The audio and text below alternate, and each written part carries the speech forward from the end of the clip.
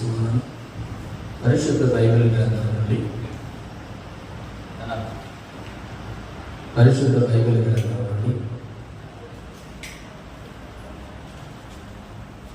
మొదటి తిమోతికి రాసిన పత్రిక 2వ అధ్యాయం.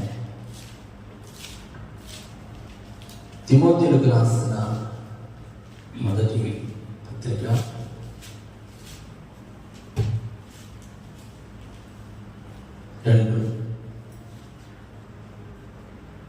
2వ అధ్యాయం మొదటి 2 వచనాలు. మనము సంపూర్ణ భక్తియు మాన్యతయు కలిగి నెమ్మదిగాను సుఖముగాను బ్రతుకు నిమిత్తము. చాలా జాగ్రత్తగా చూడాలి. నెమ్మదిగా సుఖముగాను బ్రతుకు నిమిత్తము, సుఖముగా బ్రతుకు నిమిత్తం బ్రతకాలంటే అన్నిటికంటే ముఖ్యముగా మనుషులందరి కొరకును రాజుల కొరకును సుఖంగా నెమ్మదిగా బ్రతకాలంటే, సుఖంగా నెమ్మదిగా బ్రతకాలంటే అన్నిటికంటే ముఖ్యంగా సుఖంగా నెమ్మదిగా బ్రతకాలంటే ముఖ్యంగా దేవుని బిడ్డలంటే ప్రభువును నమ్ముకొని యేసు ప్రభువును నమ్ముకున్నామంటే యేసు ప్రభువును నమ్ముకున్నామండి. ఏం చేస్తున్నాం నమ్ముకొని? హల్లెలూయా. ప్రభు నమ్ముకొని ఏం చేస్తా ఉన్నాం? ప్రభు నమ్ముకొని ఏం చేస్తా ఉన్నాం? సుఖంగా నెమ్మదిగా బ్రతుకు నిమిత్తం ముఖ్యంగా చేయవలసిన పని చదవండి. అన్నిటికంటే ముఖ్యంగా మనుషులందరి కొరకు రాజుల కొరకును అధికారులందరి కొరకు విజ్ఞాపనలను ప్రార్థనలను యాచనలను కృతజ్ఞతాస్తుతులను చేయవలెనని హెచ్చరించుచున్నాను. హెచ్చరిస్తున్నాడు. చక్కగా నెమ్మదిగా చెప్పలేదు పౌలు. హెచ్చరిస్తూ ఉన్నాడు, గద్దిస్తూ ఉన్నాడు. దేనికి? సుఖముగా నెమ్మదిగా ప్రజలు బ్రతకాలంటే దేవుని పిల్లలన్నా ముఖ్యంగా ఒక పని చేయమంటున్నాడు. అన్నిటికన్నా ముఖ్యమైనది ఒకటి చేయండి. దేశం క్షేమంగా ఉంటుంది, దేశం నెమ్మదిగా ఉంటుంది, దేశం సుఖంగా ఉంటుంది, దేశ ప్రజలు ఆశీర్వాదంగా ఉంటారు.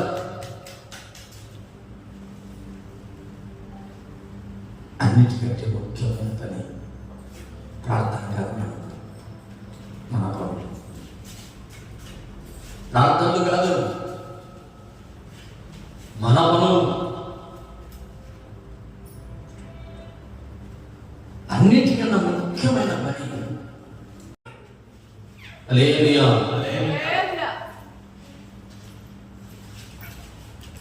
సుఖంగా నెమ్మదిగా ఆశీర్వాదకరంగా బ్రతికే నిమిత్తం ముఖ్యంగా చేయవలసిన పని ఏంటి అంటే ఒకటి ప్రార్థన. అన్నిటికంటే ముఖ్యమైన పని ప్రార్థన, యాచన చేయాలి. ప్రార్థనలు, యాచనలు చేయాలి. అది ఎవరి కొరకు ప్రార్థన చేయమన్నాడు? మన కొరకేనా? మన పిల్లల కొరకేనా? మన కుటుంబం వాళ్ళ కొరకేనా? మన పొలాల కొరకు, మన భూముల కొరకు, మన ఆస్తి కొరకు, మన పిల్లల కొరకు, వారి చదువుల కొరకేనా?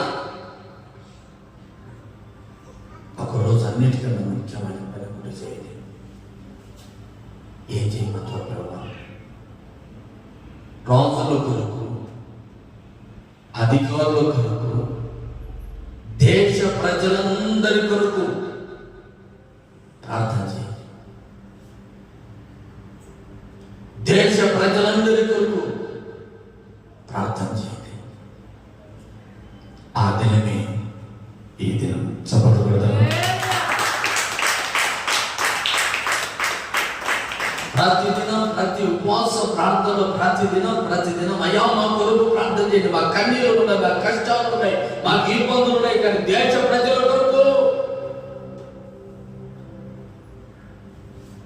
రాష్ట్ర ప్రజల కొరకు, దేశ క్షేమం కొరకు, దేశ నాయకుల కొరకు, సరిహద్దుల సైనికుల కొరకు, అన్నిటికంటే ముఖ్యంగా దేశ ప్రజలు రాజుల కొరకు చేయండి. అయ్యా బీద వారి కొరకు ప్రార్థన చేయమన్న దేవుడు ఈ వచనంలో రాజుల కొరకు చేయండి, అధికారుల కొరకు చేయండి. ఎందుకు చేయాలి ప్రార్థన? రాజుల కొరకు, అధికారుల కొరకు. ఎవరికి తినేకి తిండి లేదా? కట్టుకోవడానికి వస్త్రాలు లేవా? ఉండడానికి ఇల్లు లేదా? జీవించడానికి ఏమి లేదు. హల్లెలూయా. ఏ కొరవేది రాజుల కొరకు ప్రార్థన చేయమన్నాడు? ఒకవేళ నేను కానీ మందిరంలో ఎవరైనా డబ్బు, హోదా, అన్ని ఆరోగ్యాలు, అన్ని సుఖాలు ఉన్న వారి కొరకు ప్రార్థన చేశారనుకో, మీరేమంటారు? దైవజనుడికి డబ్బు ఉన్న వాళ్ళే కనబడేది, పేదలు కనపడరు అంటారు. అది మహాప్రైజం. అన్నీ ఉన్న వాళ్ళ కొరకే ప్రార్థన చేస్తాం. మేము నీ కష్టాలు పడతాం, నీ ఇబ్బందులు పడుతున్నాం, ఏమే కాలాలేదు ఆ సేవకులకి, ఏమే కళ కనపడలేదు ఆ దేవుడు సేవకులకి. మందిరానికి వెళ్తాం, కానీ దేవుడు అన్నాడు రాజుల కొరకు ప్రార్థన చేయండి, అధికారుల కొరకు ప్రార్థన చేయండి. ఎందుకు చేయమన్నాడు? ఏమడిగే తక్కువైంది, ఏం కొనువైందని ప్రార్థన చేయమన్నాడు. ఎందుకు చేయమన్నాడు? వారి కొరకు. చదవండి ప్రసంగి గ్రంథం 5వ అధ్యాయం 9వ వచనం. ప్రసంగి గ్రంథం, బైబిల్ ఉన్న వారంతా తెరవండి. ప్రసంగి గ్రంథం 5వ అధ్యాయం, ప్రసంగి గ్రంథం 5వ అధ్యాయం 9వ వచనం. ఏ దేశములో, చక్కగా వినండి, ప్రసంగి గ్రంథం 5వ అధ్యాయం 9వ వచనం. ఏ దేశములో రాజు భూమి విషయమై శ్రద్ధ పుచ్చుకొనునో ఆ దేశమునకు సర్వ విషయముల యందు మేలు కలుగును. హల్లెలూయా. దేశంలో సర్వ విషయములో క్షేమం కలగాలి.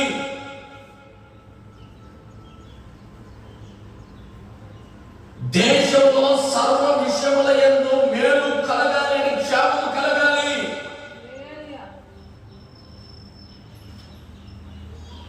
మేలు కలగాలి, దేశము క్షేమము కలగాలి, క్షేమంగా ఉండాలి. అయితే ఏ దేశాన్ని ఏలుతున్న రాజులు, ఏ దేశాన్ని ఏలుతున్న ప్రజలు, ప్రజలను ఏలుతున్న అధికారులు భూమి విషయమై, భూమి విషయమై, భూమి విషయమై శ్రద్ధ పుచ్చుకొనును ఆ దేశం క్షేమంగా ఉంటుంది. చెప్పబడదు.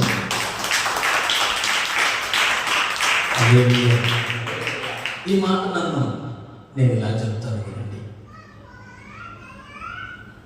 ఏ దేశంలో రాజులు లేదంటే అధికారులు భూమి విషయం శ్రద్ధ పుచ్చుకోవాలని ఉంటుంది. అందుకే చాలా మంది అధికారులకు వచ్చేసరికి రైతుల రుణమాఫీ అని, లేకపోతే భూమికి ఇస్తాం వెలలు ఎక్కువ మేము కడతామని, లేకపోతే ఎక్కువ కేటాయిస్తూ ఉంటారు. మొట్టమొదటి కారణం ఏంటి? ఏ రాజ్యంలో భూమికి శ్రద్ధ పుచ్చుకునే రాజు రాజ్యాన్ని ఏలుతాడో ఆ రాజ్యం క్షేమంగా ఉంటుంది, క్షేమంగా ఉంటుంది, క్షేమంగా ఉంటుంది.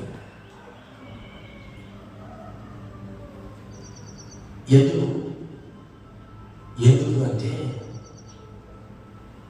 భూమి చక్కని పంటనిస్తే కడుపు నిండా ఆహారం దొరుకుతుంది. భూమి చక్కని ఆశీర్వాదకమైన పంటను ఇస్తే కడుపు నిండా ఆహారం దొరుకుతుంది. ఈ రోజున ఎక్కడ చూసినా పచ్చదనం కనిపించడం లేదండి. హల్లెలూయా. పచ్చదనం ఎక్కడ కనిపించడం, ఎక్కడ ఏ ప్రాంతంలో కనిపించలేదు. కారణం అంటే తెలుసా? ఏ రాజులు చూసినా, ఏ రాజులు, ఏ చక్రవర్తులు చూసినా ఇదిగో మన దేశం క్షేమంగా ఉండాలని ఇండస్ట్రీలు చేస్తున్నాం, స్టీల్ ప్లాంట్ చేస్తున్నాం, ఇదిగో గొప్ప గొప్ప ఫ్యాక్టరీలు చేస్తున్నాం అని ఉన్న భూములని, రైతుల దగ్గర ఉన్న భూములని ఏం చేస్తున్నారంటే కొనుగోలు చేసి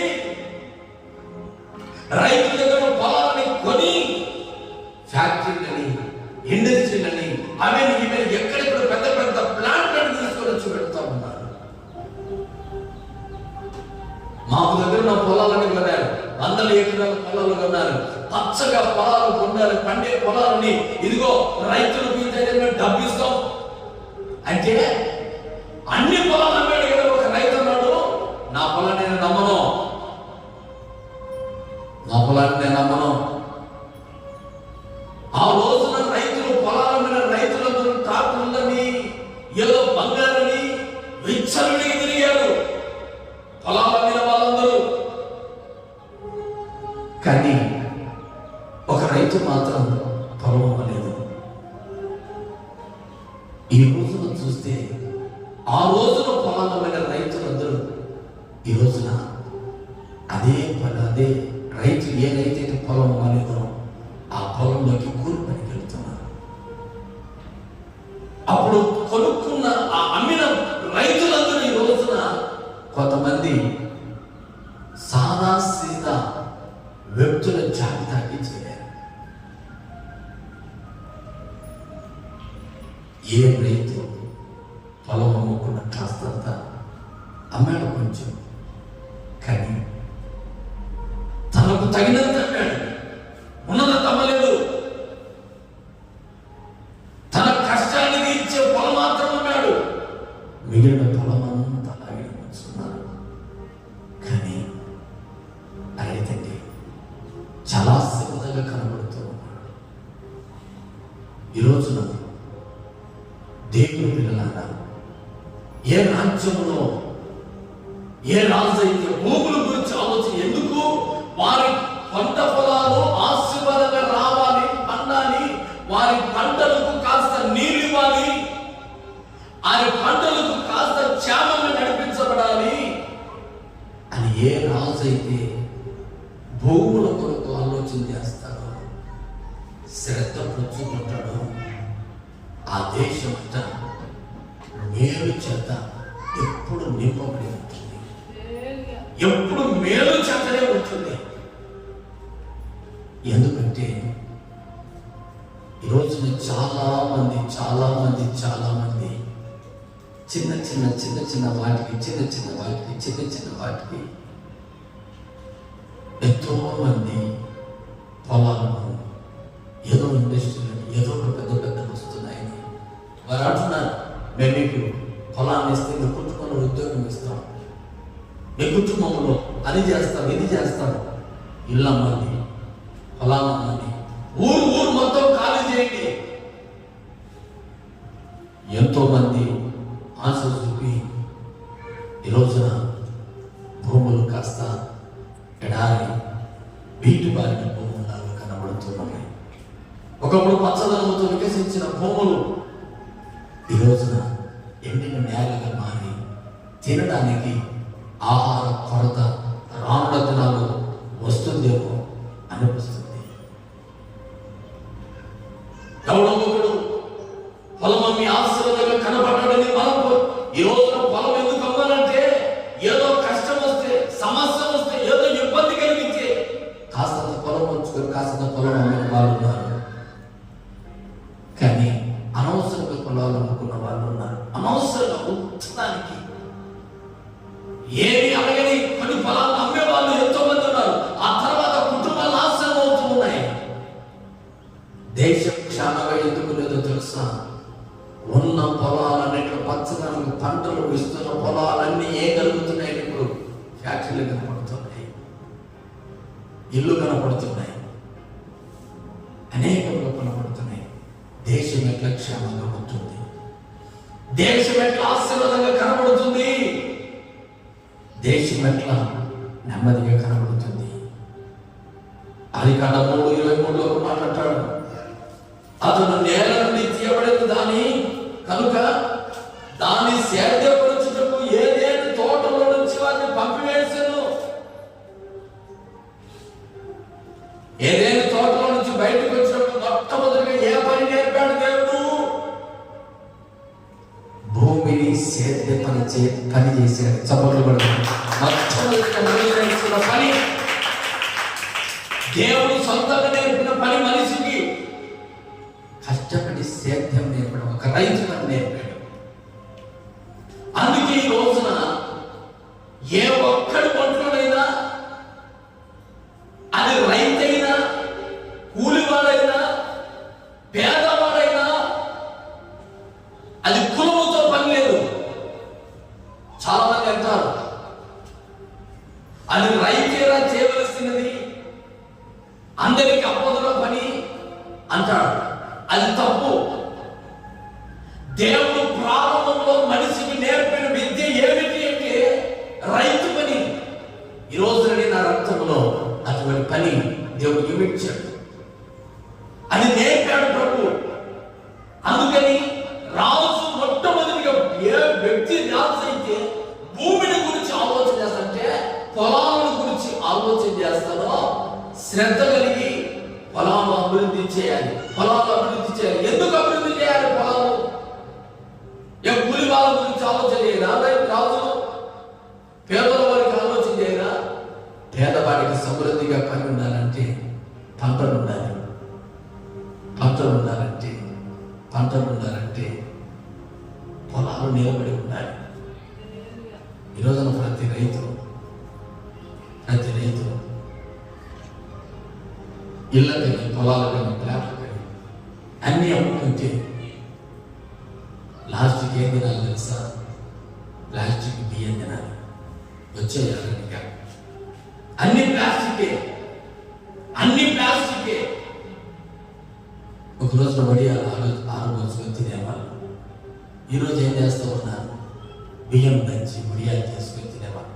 ఈ రోజున ప్లాస్టిక్, అన్ని ప్లాస్టికే దొరుకుతున్నాయి. మనుషులను కొన్ని ఇండస్ట్రీలు ఏం చేస్తున్నాయంటే, కష్టపడి భూమి పంటను ఇస్తున్న మంచి ఆహారాన్ని, పొలాలు తక్కువ అవుతున్నాయి కనుక, దిగుబడి తక్కువ అవుతుంది కనుక ప్రజలకు ఫాస్ట్ ఫుడ్ నేర్పుతూ ఉన్నారు ప్రభుత్వాలే. హల్లెలూయా. వాటికి అనుమతిస్తున్నారు ప్రభుత్వాలే. అయ్యా ఇది తప్పు, మీరు ప్లాస్టిక్ బియ్యం చేయకూడదు, ప్లాస్టిక్ ఆహారం చేయకూడదు, నా దేశ ప్రజలు నాశనం అవుతున్నారు. ఈరోజు క్యాన్సర్ గడ్డలు, భయంకరమైన వ్యాధులు ఎక్కడి నుంచి ప్రారంభమవుతున్నాయి? ప్లాస్టిక్ ఎందుకు బాడీలో ఏర్పడుతుంది? తినుచున్న ఆహారంలో ప్లాస్టిక్ కల్తీ. దేశం క్షేమంగా లేదో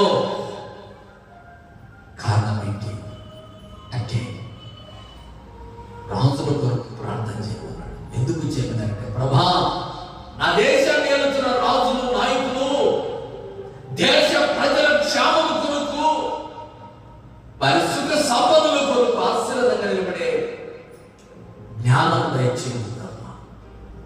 అటువంటి కృప దయచేయండి. నా ఆనందించండి.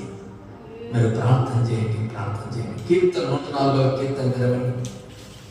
104వ కీర్తన 15వ వచనం చదవండి. 15వ వచనం. అందుమూలమున భూమిలో నుండి ఆహారమును నరుల హృదయమును సంతోషపెట్టు ద్రాక్షారసమును భూమిలో నుండి ఆహారమును నరుల హృదయమును సంతోషపెట్టు ద్రాక్షారసమును వారి మొగములకు మెరుగునిచ్చు తైలమును నరుల హృదయమును బలపరచు ఆహారమును ఆయన పుట్టించుచున్నాడు. చప్పట్లు కొట్టండి బిగ్గరగా. నరులను సంతోషపెట్టే ద్రాక్ష రసమైన భూమిలో నుంచి తయారు కావలసిందే. ఒక మొక్కలో నుంచి, ద్రాక్ష చెట్టులో నుంచి రావలసిందే. మనుషులకు బలాన్ని కలగజేసే ఆహారం ఎక్కడి నుంచి రావాలంటే అది భూమిలో నుంచి రావాల్సిందే.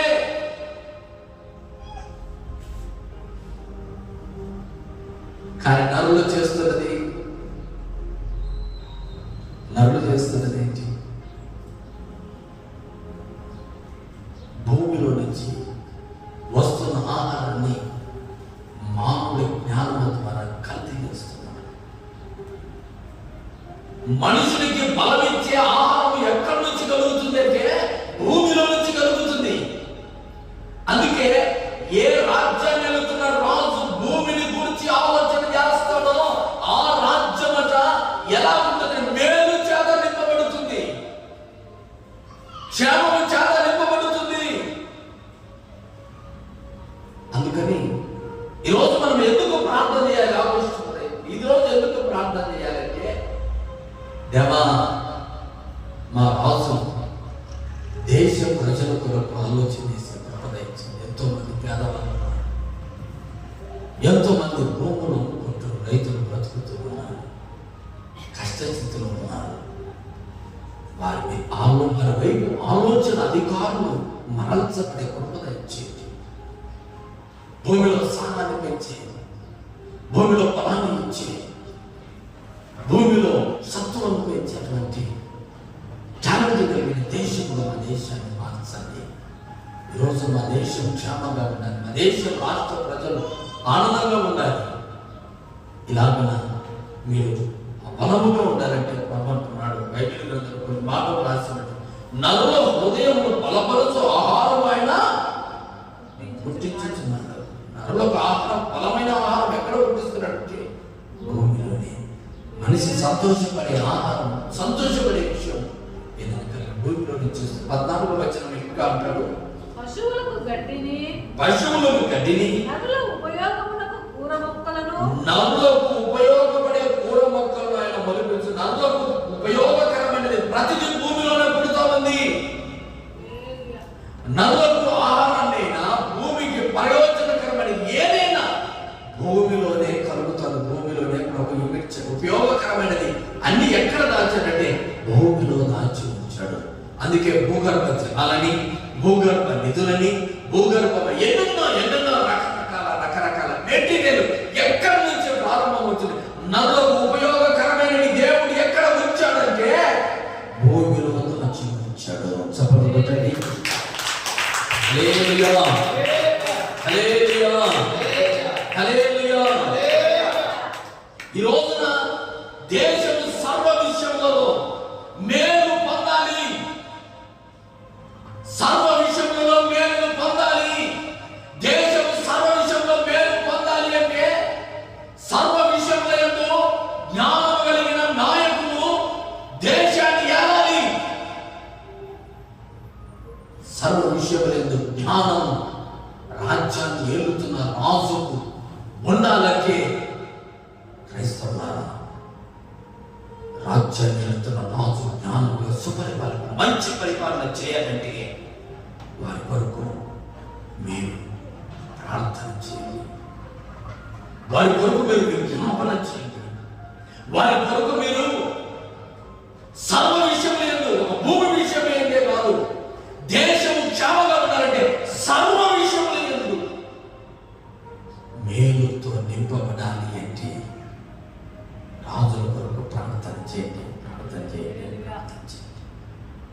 ఈ రోజున చాలా మంది రైతుల గురించి అంటున్నారు. కాదని దేవుడి సహాయం, దేవుడు మహాకృప, దేవుడి మహాకృప, దేవుడు సకల ఆశీర్వాదాలు ఈ రోజున దేవుడు మనకు దయచేయాలి. దేశంలో దురాశం, దేశంలో మోసం, దేశంలో దొంగతనాల ద్వారా, దేశంలో విచ్చలవిడితనాల ద్వారా కుటుంబాలుగా దేశాలు నాశనం అవుతున్నాయి.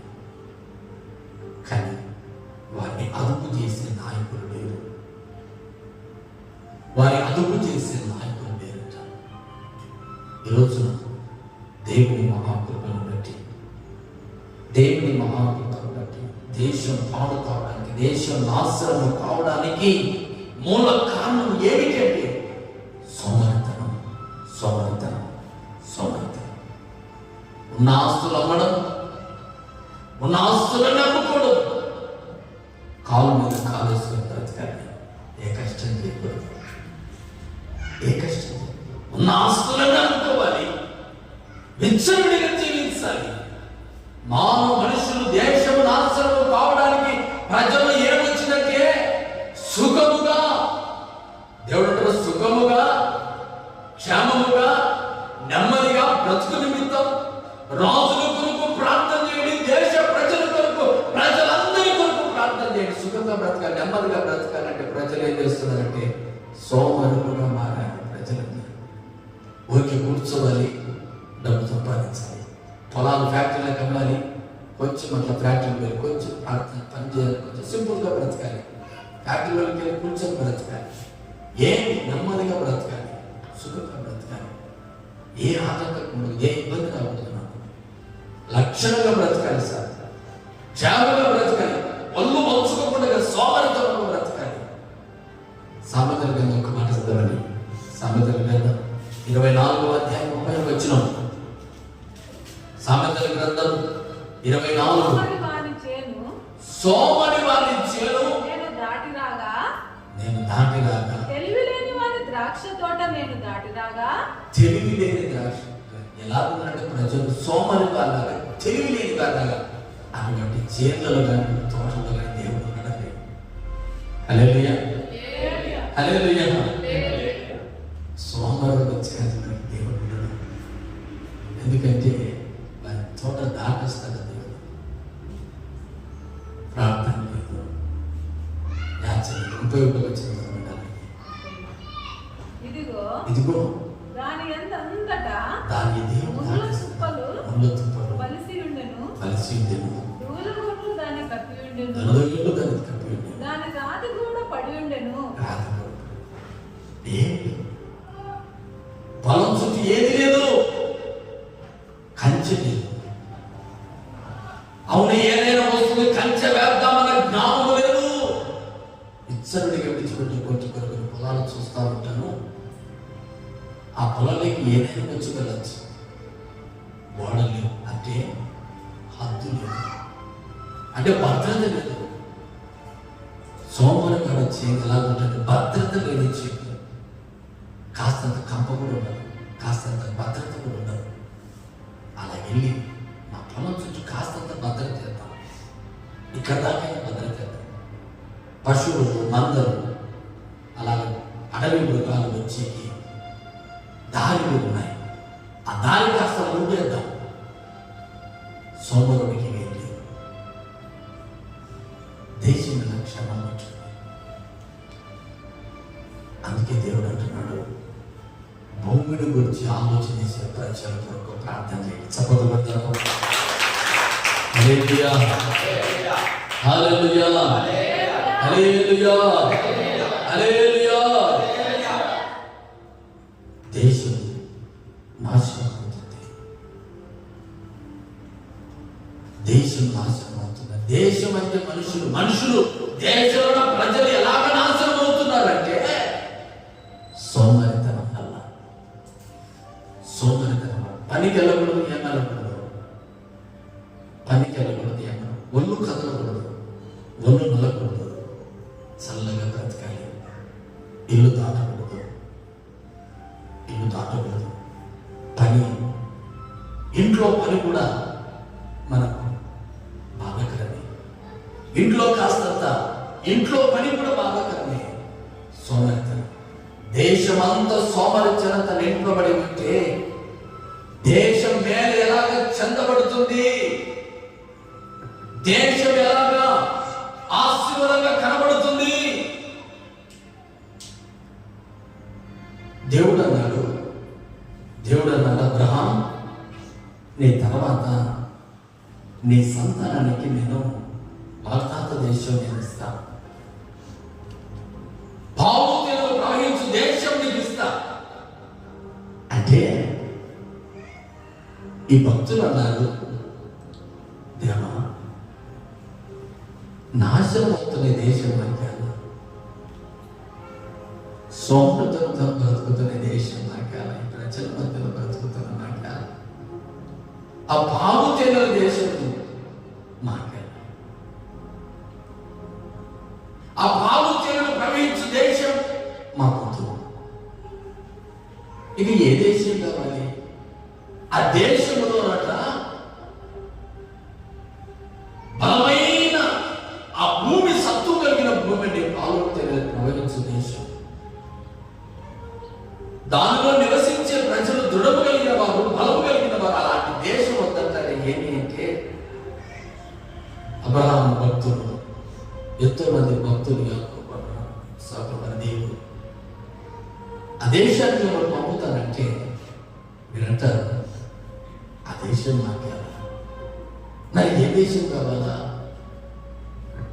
నీవు నిర్మిస్తున్న దేశం ఒకటి ఉంది. నీవు నిర్మిస్తున్నది యేసయ్యా, నువ్వు నిర్మిస్తున్న ఒక దేశం ఉంది, అది పరలోక దేశం ఉంది. ఆ దేశంలో మేము నివాసం చేయాలని కోరుకుంటున్నాం. ఈ దేశంలో శ్రమ చేత, మోసము చేత, ఇబ్బంది చేత, ఇరుకుల చేత కప్పబడింది ఈ దేశం. ఈ దేశంలో క్షేమం ఉంటుందో, మంచి ఉంటుందో, ఈ దేశంలో నెమ్మది ఉంటుందో లేదో నాకు తెలీదు. ఈ దేశంలో అంత శ్రమ చేత నింపబడి ఉంది. ఈ దేశం అంతా కక్ష చేత నింపబడి ఉంది. ఈ దేశ ప్రజలందరూ మోసము చేత నింపబడ్డారు. ఈ దేశం అంతా ఇదిగో భయంకరమైన అకృత్యాల చేత నింపబడింది. జబ్బుల చేత, రోగముల చేత, మరణముల చేత, మస్తు చేత ఈ దేశం అంతా నింపబడింది. ఆ పాము తేనెల దేశం మాట్లాడాల, అది కూడా భూలోకం మీద ఉందిగా. వాటి కొరకు మేము ఎదురు చూడం. కానీ నీవు నిర్మిస్తున్నదే యేసు ప్రభు వచ్చాక పరలోక రాజ్యం గురించి చెప్పాడు. హల్లెలూయా. యేసు ప్రభు పుట్టక మునిపే అబ్రహాము అంటున్న మాట, నీ భూలోకానికి వస్తావు, ఒక రాజ్యం ఉందని చెబుతావు. ఆ రాజ్యాన్ని, ఆ రాజ్యంలోకి మిమ్మల్ని తీసుకుని వెళ్తానని చెబుతావు. మీ కొరకు నేను స్థలాన్ని సిద్ధపరుస్తానంటావు. ఆ సిద్ధపరిచే రాజ్యంలో నాకు స్థానం.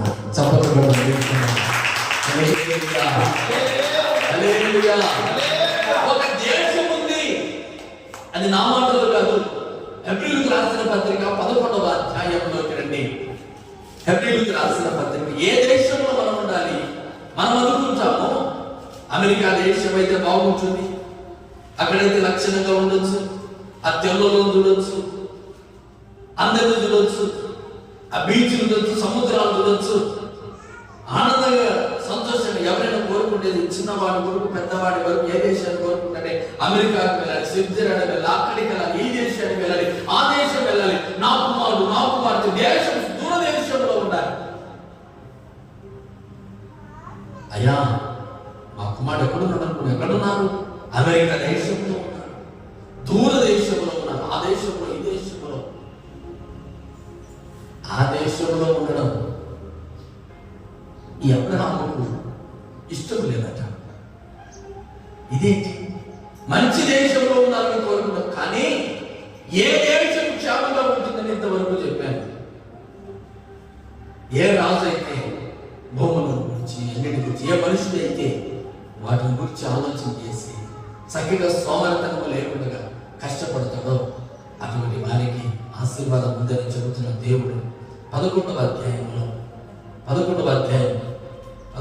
అధ్యాయం 8, 9వ వచనం చదవండి.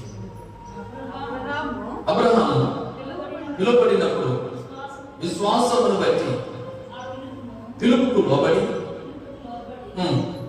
తాను స్వాస్థ్యముగా పొందదగిన ప్రదేశమునకు బయలువెళ్ళెను. ఎక్కడికి వెళ్ళవలనో అది ఎరుగక బయలువెళ్ళెను. విశ్వాసమును బట్టి అతనితో వాగ్దానమునకు సమాన వారసులైన ఇస్సాకు, యాకోబును వారు గుడారములో నివసించుచు అన్యుల దేశములో ఉన్నట్లుగా వాగ్దాన దేశంలో ఏమంటారంటే వాగ్దాన దేశంలో పరమాసమైంది అంటూ ఎలయనగా దేవుడు దేనికి శిల్పియు నిర్మాణకుడై ఉన్నాడో పునాదులు కలిగిన ఆ పట్టణం వరకు అబ్రహాము ఎదురు చూచుచుండెను. విశ్వాసమును బట్టి శారయి వాగ్దానము చేయబడిన నమ్మదగిన దేవుడిని ఎంచుకొనెను గనుక తాను వయస్సు గతించినదైన గర్భము ధరించుటకు శక్తి పొందాను. అందుచేత మృతులైన ఆ యొక్కడి నుండి సంఖ్యకు ఆకాశ నక్షత్రములే సముద్ర తీరం వలెను లెక్కింప శక్యము కాని ఇసుక రేణు వలె సంతానం కలిగెను. వీరందరూ ఆ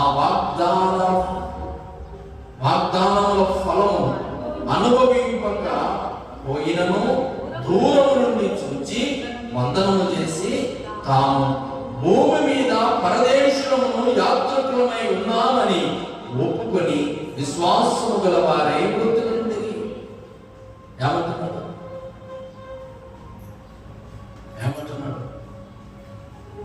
చూచారు, దేశాన్ని చూచారు, అన్ని చూశారు. ఏమంటున్నారంటే ఒకే మాట, చాలా జాగ్రత్తగా మీరు ఆలోచించండి. ఇదిగో తాము భూమి మీద పరదేశులము యాత్రికులమై ఉన్నామని ఒప్పుకొని చచ్చారు. ఈ దేశమందు మాకు శాశ్వతమా? భూములు శాశ్వతమా? ఇవన్నీ మాకు శాశ్వతమా? ఇవన్నీ మాకు ఆనందమా? ఈ దేశం మాకు ఆనందమా? నీవేమో పాలు తేనెలు ప్రవహించే దేశానికి, వాగ్దాన దేశానికి, ఇదిగో వాగ్దాన దేశానికి అంటున్నావు. ఏ దేశం రావాలే? మాకు వాగ్దాన దేశాలు అవసరం లేదు, బలమైన దేశాలు అవసరం లేదు, బలంగా పండే ఆ బలమ ఏది అవసరం లేదు. మరి ఏం అవసరం అబ్రహాము? అయ్యా, ఈ దేశం వచ్చింది, యాత్రికులు వచ్చింది, చూడటానికి వచ్చామయ్యా. ఈ దేశానికి చూడటానికి వచ్చాం. ఆ కింది వచనాలు చదవండి. 14వ వచనం, 14వ వచనం. తమ స్వదేశమును వెతుకుచున్నామని విషదపరుచు. ఏమని? మన సొంత దేశాన్ని వెతుకుతున్నారు. అయ్యా అబ్రహాము, నువ్వు ఏ దేశంలో ఉండే సొంత దేశాన్ని వెతుకుతున్నావే? ఏ ఈ దేశం నీది కాదా? ఈ దేశాన్ని అప్పగిస్తానంటున్నాడు. అయ్యా, నాకు ఈ దేశం వద్దు, నాకు సొంత దేశం కాదు. చదవ పెడదాం. ఈ దేశం కాదు, నాకు సొంత దేశం ఉంటుంది, నా సొంత దేశం ఉంటుంది. ఈ దేశంలో ఈ భూములు, ఈ పొలాలు, సత్తు కలిగిన భూములు, సత్తు కలిగిన పంటలు, ఇవన్నీ నాకు ఆశీర్వాదమే. నా దేహానికి బలాన్ని చేకూరుస్తున్నాయి, దేహానికి ఆరోగ్యాన్ని కలిగజేస్తున్నాయి, నా దేహానికి, నా కుటుంబాన్ని ఆశీర్వదిస్తున్నాయి. ఈ పంట పొలాలు మా దేహంలో బలపరుస్తున్నాయి. అయితే ఈ దేశం నాకు అవసరం, ఇంతకన్నా బలమైన దేశాన్ని ఇస్తారంటున్నావు. అయితే ఆ బలమైన దేశం నాకు అవసరం లేదు, ఆ బలమైన పొలం నాకు అవసరం లేదు. అయితే నా సొంత దేశం ఒకటి ఉంది, ఆ దేశం కొరకు నేను ఎదురు చూస్తున్నాను అంటున్నాడు. ఎక్కడయ్యా నీ సొంత దేశం అంటే ఆ 15వ వచనం అంటాడు, మీరు వారు ఏ దేశం నుండి వచ్చినో ఆ దేశంలో జ్ఞాపకం ఉంచుకునే ఎడలా మరలా వెలుటకు. అయ్యా, ఏ దేశం నుంచి వచ్చామో ఆ దేశం జ్ఞాపకం ఉంటే పోతాం.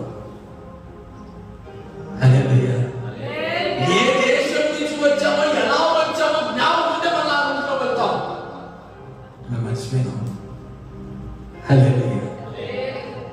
ఆ రూటుని మర్చిపోయి అబ్రహాము అంటున్నాడండి, మాకంటూ ఒక సొంత దేశం ఉంది, అది భారతదేశం. దేశంలో బ్రతికాం, చూడటానికి వచ్చాం, యాత్రకు వచ్చాం, చూచాం.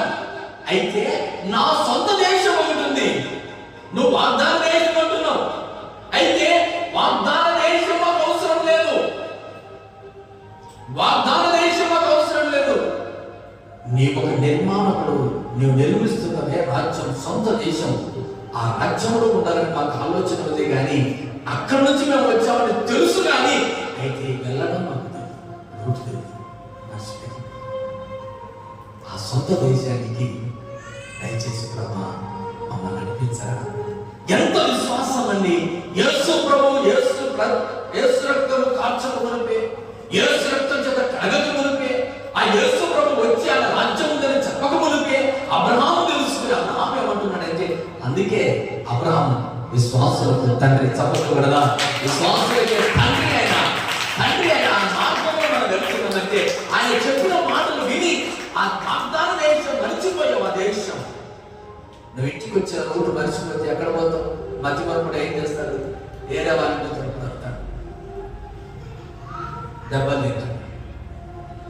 కానీ జ్ఞాపకం ఉన్నవాడు డైరెక్ట్గా నీ ఇంటి దగ్గరికి వెళ్తాడు. కాస్త ఆహారం, కాస్త నెమ్మదిగా విశ్రాంతి తీసుకుంటాడు. అదే అంటున్నాడు, దేశం నుంచి మర్చిపోయి వచ్చాము. దేశం సొంతం నీకు తెలుసు, కానీ వచ్చిన ఒకటి మర్చిపోతే కదా అని అంటూ ఏమంటున్నాడంటే, చదవండి కింద చదవాలి. అయితే వారు మరి శ్రేష్టమైన దేశము అనగా పరలోక సంబంధమైన దేశము కోరుచున్నాను. చప్పట్లు కొట్టండి బిగ్గరగా. పరలోక సంబంధమైన దేశము నేను ఎవరు కోరుచున్నారు? ఏం కోరుకున్నారంటే వారు పరలోక సంబంధమైన దేశాన్ని కోరుకు. ఈ లోక సంబంధమైన దేశం కాదు. మనమైతే మన పిల్లలు అమెరికాలో ఉన్నారు, అక్కడ ఉన్నారు, ఇక్కడ ఉన్నారు అంటున్నాం, కానీ పరలోక సంబంధమైన దేశం ఒకటి ఉంది. ఆ దేశంలో రాజు ఒకరు ఉన్నారు. ఆయన పేరే నచ్చలేదైనా యేసు. ఆ యేసు దేని గురించి ఆలోచన చేస్తాడంటే భూములను గురించి. ఏ భూమి? భూములను గురించి. మట్టి భూమి. మనం నరుని ఎక్కడి నుంచి తీశాడు? నేల మట్టితో తీశాడు. నేల మట్టితో తీసి నరుని చేసి జీవవాయువులు పొందాడు. ఆ మట్టి ఎవరు? ఆ భూమి ఎవరంటే మనమే. ఈ భూమి సత్తు కలిగి ఉండాలని, మంచి పంటలు పండాలని, మంచి ఆశీర్వాదకరమైన స్థితులు జరిగించాలని, ఈ పంట కొరకు, ఈ భూమి కొరకు, ఆ దేశంలో మంచి ఫలాలు ఫలించాలని దేవుడు కోరుకుంటూ ఉన్నాడు. ఆ దేశమే అది వాగ్దాన దేశంగా పిలువబడిన దేశం. ఆ రోజున, ఈ రోజున యేసుక్రీస్తు ప్రభుల వారు అంటారు, ఆయన పోలుస్తూ అంటాడు, పరలోక దేశం ఉంది, ఆ దేశములో మీరు కనబడాలి, కనబడాలి, కనబడాలి, కోరుకోవాలి, కోరుకోవాలి, కోరుకోవాలి. ఆ రోజు అబ్రహాము తెలుసుకున్నాడు. ఈ రోజు మనం తెలుసుకోగలుగుతున్నామా? తెలుసుకోలేకపోతున్నామే. పరలోక సంబంధమైన దేశం కోరుచున్నాం. అందుచేత తాను వారి దేవుడిని పిలిపించుకుంటున్న దేవుడు వారి గురించి సిగ్గుపడడు. ఏలైనగా ఆయన వారి ఒక పట్టణాన్ని సిద్ధపరచుతున్నాడు. ఆ దేవుడు నడిపించిన. అందుకే ఇస్సాకు దేవుడు, యాకోబు దేవుడు, ఇస్సాకు అబ్రహాము, ఇస్సాకు యాకోబు దేవుడు అనిపించినప్పుడు దేవుడు సిగ్గుపడలేదంట. ఎవరయ్యా నీవు అంటే దేవుడు కనపడినప్పుడు ఎవరయ్యా నువ్వు? ఎవరి దేవుడు అంటే నేను అబ్రహాము దేవుడు అన్నాడు, నేను ఇస్సాకు దేవుడు అన్నాడు, నేను యాకోబు దేవుడు అన్నాడు, నీ తండ్రి దేవుడు అన్నాడు. ఒకవేళ నీ పిల్లలు ప్రార్థన చేసినప్పుడు, నీ పిల్లలు మోకాళ్ళు వచ్చి ప్రార్థన చేసినప్పుడు, అయ్యా చాలా కష్టాలలో ఉన్నారని ఆయన ప్రత్యక్షత చూసినప్పుడు, ఎవరి దేవుడు అయ్యా నీవు అంటే నీ తండ్రి దేవుడను, నీ తండ్రి దేవుడను, నీ తండ్రి దేవుడని ధైర్యంగా నీ పేరు చెప్పాలి. చెప్పకూడదా? మన పేరు చెప్పాలి. హల్లెలూయా. మన పిల్లలు ప్రార్థన చేసినప్పుడు, కష్టాలు శ్రమలు ఉన్నాయన్నప్పుడు ఎవరి దేవుడు అయ్యా నువ్వు ప్రశ్నిస్తే, ఎవరి దేవుడు అనుకున్నావు? నీ తండ్రి దేవుడు. మీ తండ్రి ఎవరు? మీ తండ్రి యేసు రక్తం దేవుడు అన్నాను అని పిల్లలు ప్రార్థన చేసినప్పుడు యేసు రక్తం దేవుడు అన్నారా? అని పిల్లలు ప్రార్థన చేసినప్పుడు జీవకుమార్ దేవుడు అన్నాను. అని పిల్లలు ప్రార్థన చేసినప్పుడు ఇదిగో నేను జయరాజు దేవుడు అన్నాను, యేసన్న దేవుడు అన్నాను. నీ తల్లిదండ్రుల పేరు చెప్పాలి, చదవబడండి మీ దగ్గర. అంత ధైర్యం సిగ్గుపడవు దేవుడు. వారికి ఎంత భక్తిగా బ్రతికి అన్నాడు చెప్తారండి దేవుడు. చెప్పగలమా? భూమి సాగు చేస్తున్నాడు దేవుడు. మనకంటే ఒక దేశం ఉంది. ఆ దేశంలో స్వతంత్రంగా బ్రతకవచ్చు. ఎలా బ్రతకవచ్చు? చిన్న మాట. ఎఫెసీయులకు రాసిన పత్రిక 2వ అధ్యాయంలోకి రండి.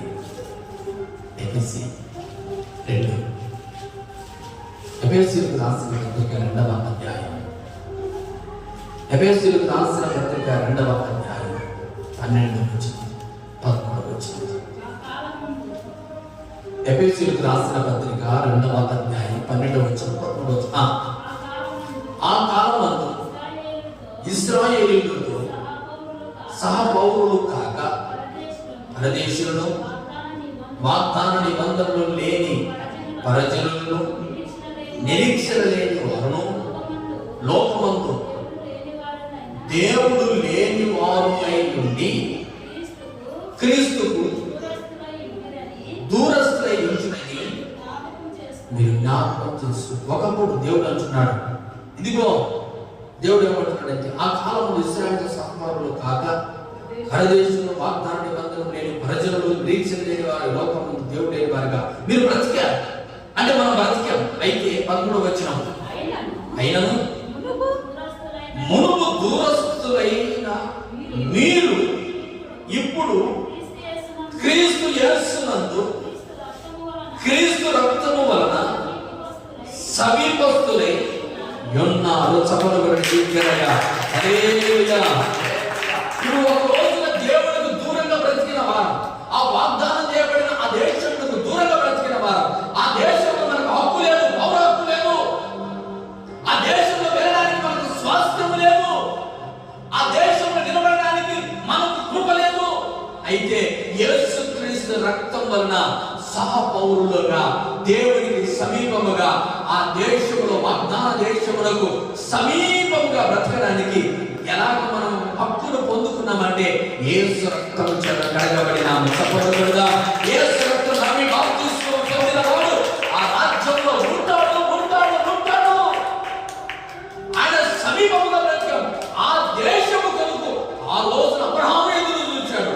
తెలియని దేశమందు, అయ్యా ఆ దేశం ఒకటి వస్తే నీ రక్తాన్ని కాలుస్తావు, నీ స్వరక్తాన్ని కాలుస్తావయ్యా, ఆ దేశం ఆ పట్టణంలో నేను ఉండాలని ఎదురు చూచాడు. కానీ వారు నమ్మలేదు. కొంతమంది నమ్మని వారిగా ఉన్నారు. అయితే యేసు క్రీస్తు ప్రభుల వారు మానవ అవతారంలో పుట్టి నరుడిగా పుట్టి యేసు రక్తము చేత మనం శుద్ధీకరించిన మనం ఆయనకు సమీపంగా దగ్గరగా బ్రతకడానికి హక్కును పొందుకున్న వారమే. ఆ దేశం మనది. హల్లెలూయా. ఆ దేశంలో మనం కొంచెం హల్లెలూయా. ఆ దేశం ఎలా ఉంది? సుఖముగాను, నెమ్మదిగాను, ఆనందముగా ఉన్న దేశం ఏదైనా ఉంది అంటే పరలోక రాజ్యం. ఈ దేశం ఇచ్చిన తర్వాత మనం మరిచిపోయిన మార్గం ఒకటి ఉందండి. మరిచిపోయిన మార్గం ఒకటి ఉంది. ఆ మార్గాన్ని కనిపెట్టడమే క్రీస్తు మార్గం. మరిచిపోయిన మార్గం మరలా కనిపెట్టడమే రక్షణ మార్గం. ఆ మార్గమే క్రీస్తు మార్గం. ఈ మార్గంలో ఉన్న నీవు జనులందరి కొరకు ప్రార్థన చేస్తే జనులు కళ్ళు తెరుచుకుందరు కనుక, రాజుల కొరకు ప్రార్థన చేస్తే రాజులు కళ్ళు తెరుచుకుందరు కనుక.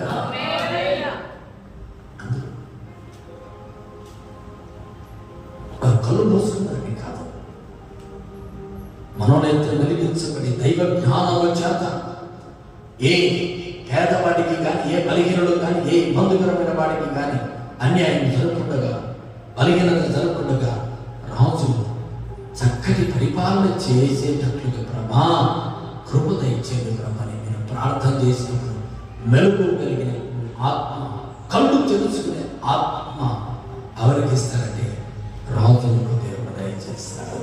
ఆ లాభం ప్రమాణం ముందుగానే మీరు రాజుల కొరకు, ప్రజలందరి కొరకు ప్రార్థన చేయండి. దేవుడు వారికి నెమ్మది కలిగజేస్తాడు. దేవుడు ప్రతి బిడ్డల ఈ రోజున దేవుడు నమ్ముకున్నాడు. వాగ్దాన దేశం సొంత దేశం, ఆ సొంత దేశం నాకుటూ ఒకటి ఉందన్నాడే. ఆ దేశం భూలోక సంబంధమైనదిగా పరలోక సంబంధమైన ఆ దేశంలో మనమందరం కూడా స్వతంత్రులుగా, హక్కుదారులుగా, సంతోషంగా యుగయుగంలో ఆయనతో వెళ్తాము కాక. అందరూ మోకరిద్దామా? ఈ రోజున దేవుడు ఈ వాక్య పరిచయం దేవుడు ఆశీర్వదించినట్లుగా ప్రార్థన చేద్దాం.